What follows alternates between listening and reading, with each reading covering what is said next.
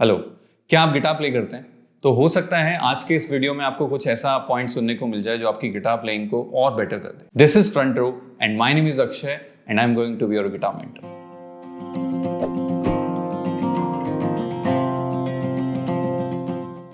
आज हम बात करने वाले हैं 5 ऐसी बिगिनर्स मिस्टेक्स के बारे में जिसके बारे में लोग ज्यादा ध्यान नहीं देते और अनजाने में आपका जो गिटार प्लेइंग है वो उस प्रोफेशनल लेवल तक नहीं पहुंच पाता। तो पूरे वीडियो में हम लोग ये 5 अलग अलग मिस्टेक्स डिस्कस करेंगे, तो हमारे साथ बने रहिए।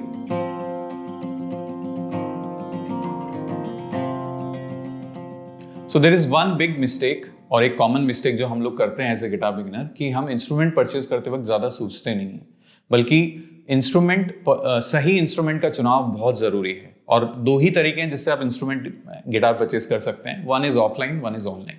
तो अगर आप ऑनलाइन परचेज कर रहे हैं, आई वुड स्ट्रांगली रिकमेंड कि जो भी गिटार आप सोच रहे हैं खरीदने का, उसका नाम आप यूट्यूब पे डालकर उसके रिव्यूज भी देखें, प्रॉपर रिव्यूज देखें, वीडियो रिव्यूज देखें, जिससे आपको पता लगे कि वो कितना साइज है, कितना बड़ा है, बैठने में कैसा दिखता है, साउंड कैसा करता है ना। इतने अच्छे प्रोडक्ट रिव्यूज अभी यूट्यूब पे अवेलेबल होते हैं, हम भी हो सकता है फ्यूचर में आपको रिव्यूज देंगे, but always look for the reviews. अगर आप ऑफलाइन देख रहे हैं तो उसका कोई बराबरी नहीं है। नो डाउट आपको अभी गिटार बजाना नहीं आता एज ए बिगिनर, बट आपको स्टोर वाले वो गिटार प्ले करके दिखाएंगे। उसके अलावा आप गिटार को होल्ड करके देख सकते हैं कि वो बॉडी आपके लिए सही है कि नहीं है, बड़ी है, छोटी है। तो ये सारी चीजें ऑफलाइन में ज्यादा बेटर आप जज कर पाएंगे। बट फिर भी अगर ऑप्शन नहीं है तो ऑनलाइन के लिए जा सकते हैं, but first look at the reviews. Okay, so don't do this mistake.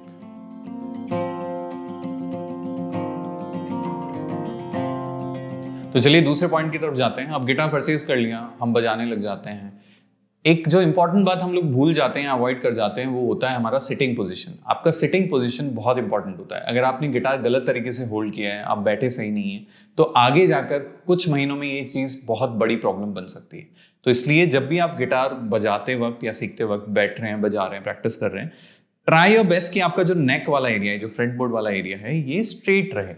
बहुत ज्यादा नीचे नहीं झुकना चाहिए और ऐसे ही बहुत ज्यादा ऊपर भी नहीं जाना चाहिए, है ना। जैसा कि आप देख सकते हैं, अगर मैं नीचे ऐसे, मैंने कुछ लोगों को देखा है, लाइक आप लोग ऐसे झुक जाते हैं बिकॉज हम लोग लेफ्ट हैंड की तरफ इतना फोकस होता है कि हाँ हम पूरी तरीके से इधर डेडिकेटेड होते हैं, बट ये जो आउटलाइन है मेरी बॉडी की, देखिए कितनी अजीब हो गई है ना। आप ये सोचो कि अगर आपको गिटार के साथ पिक्चर क्लिक करवानी तो how would you want it, है ना। तो स्ट्रेट होना चाहिए ना, जैसे अभी मैं आपसे बात कर रहा हूँ, तो इट्स अ स्ट्रेट व्यू कि भाई हाँ मैं ना तो ऐसा हूं और ना ऐसा हूं। तो वही चीज आपको ध्यान में रखनी है कि नेक जो है वो काफी हद तक सीधी रहे, हल्का सा ऊपर, जैसे अभी हल्का सा ऊपर की तरफ जा रहा है, बट दिस इज फाइन, है ना, दिस इज फाइन।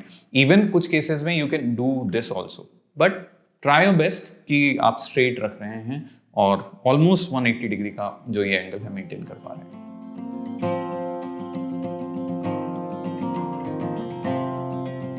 नेक्स्ट जो बड़ी गलती मुझे लगता है कि बहुत सारे गिटार स्टूडेंट्स करते हैं, वो होती है फिंगर एक्सरसाइजेस को सीरियस नहीं लेना। मुझे पता है बहुत बोरिंग साउंड करती हैं फिंगर एक्सरसाइजेस, कोई ज़्यादा इंटरेस्टिंग साउंड नहीं आता है, but honestly saying it's like workout for your fingers, है ना। अगर मैं बहुत अच्छा फिजिक चाहता हूँ, अगर मुझे बल्क अप होना है, मुझे 6 पैक ऐप बनाने हैं, तो क्या मैं वो कर सकता हूँ सिर्फ और सिर्फ 1-2 एक्सरसाइज करके? मतलब मैं सिर्फ रनिंग कर रहा हूँ या फिर मैं कुछ पर्टिकुलर एक्सरसाइजेस कर रहा हूँ, ऐसा पॉसिबल नहीं होगा, है ना। तो there are specific finger exercises that are meant to help you to move in different way. मतलब तरीके से अलग अलग तरह की एक्सरसाइजेस होती है जिनका अलग अलग एक तरीके से मोटो होता है, बट मेन जो बॉटम लाइन है हर फिंगर एक्सरसाइज की, वो होता है आपका फिंगर स्ट्रेंथ डेवलप करना, आपकी ग्रिप को और बेटर करना। तो once you will start doing the finger exercises, कोई भी जो भी आपको आती है, यू विल सी कि आपके कॉर्ड्स प्लेसमेंट में भी बहुत ज्यादा फायदा होगा। आप अच्छे से क्लियर कॉर्ड्स बजा पाएंगे। कई बार लगता होगा ना कि हम दम तो पूरा लगा रहे हैं लेकिन फिर भी सही साउंड ही नहीं आ रहा कॉर्ड का। उसके पीछे एक रीजन ये भी हो सकता है कि आपका ग्रिप उतना अच्छा नहीं है। तो ये जो सारी चीजें हैं ये फिंगर एक्सरसाइजेस से ही डेवलप होती हैं, तो please don't avoid it.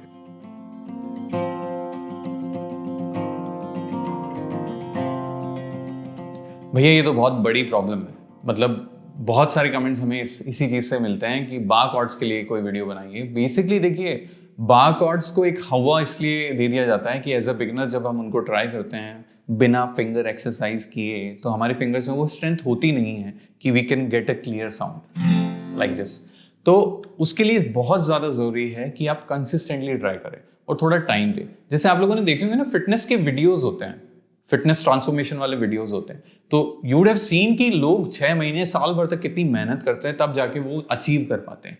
No doubt ये उतना बड़ा गोल नहीं है, but at least try to give few weeks, may be few days, और वो पर्सन टू पर्सन वेरी करता है। हो सकता है कोई जना 2 दिन में ही बहुत अच्छे से बार कॉर्ड क्लियरली प्ले कर ले, हो सकता है किसी को 2 वीक भी लग जाए, but it can be done easily with proper consistent practice. That is the most important thing to play bar chords. ठीक है, बार बार में ट्राई कीजिए, अलग अलग वेज ट्राई कीजिए कि यहाँ पे प्ले करके देखते हैं। कई बार ये होता है कि यहाँ नहीं आता लेकिन यहाँ आ जाता है, then you can go 1 step back also. तो there are many tricks that can be a separate lesson itself, but main जो पॉइंट है above all is to be consistent with your practice for bar chords.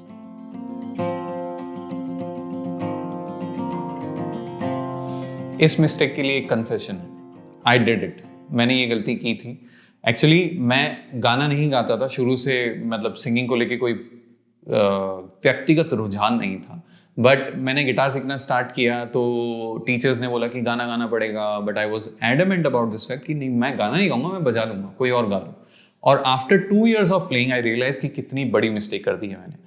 होता क्या है कि अगर आप गाना गा के सीखते हैं, मतलब आप साथ साथ में गुनगुनाना से शुरू करते हैं, बजाते हुए गाते हैं, तो बहुत सारे ऐसे कॉन्सेप्ट्स हैं रिदम के और बाकी चीज़ों के भी, सुर के, जो आप धीरे धीरे समझने लगते हैं।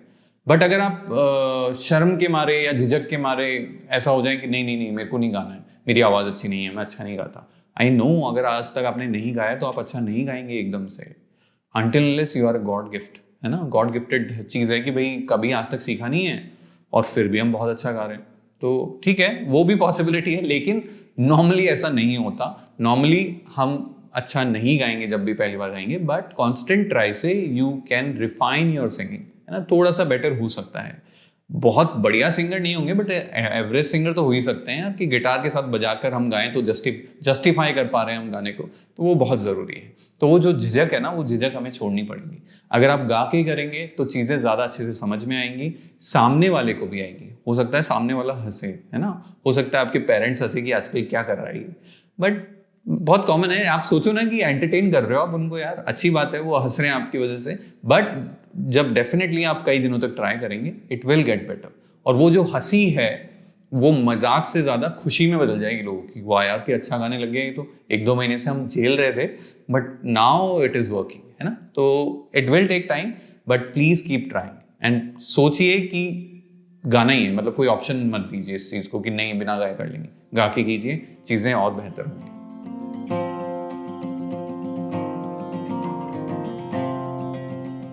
Okay guys, so I hope कि आज आपको बहुत कुछ सीखने को मिला होगा। आपको अगर लगता है कि ये वीडियोस, ऐसे वीडियोस आपको और चाहिए डिफरेंट टॉपिक्स पे, तो हमें आप डिफरेंट पॉइंट्स जो आपको लगता है गिटार लर्निंग में आपको परेशान कर रहे हैं, हमें कमेंट्स के थ्रू बता सकते हैं। अगर आप चाहते हैं कि इसी तरीके के लेसन्स, छोटे छोटे टिप्स के जो लेसन्स हैं आपको और मिलें, तो please don't forget to subscribe the channel, share and like the video. अगर आप ऐसा करेंगे तो आप हमें एनकरेज करेंगे और अच्छा कंटेंट बनाने के लिए। And please take care of yourself and don't forget to practice.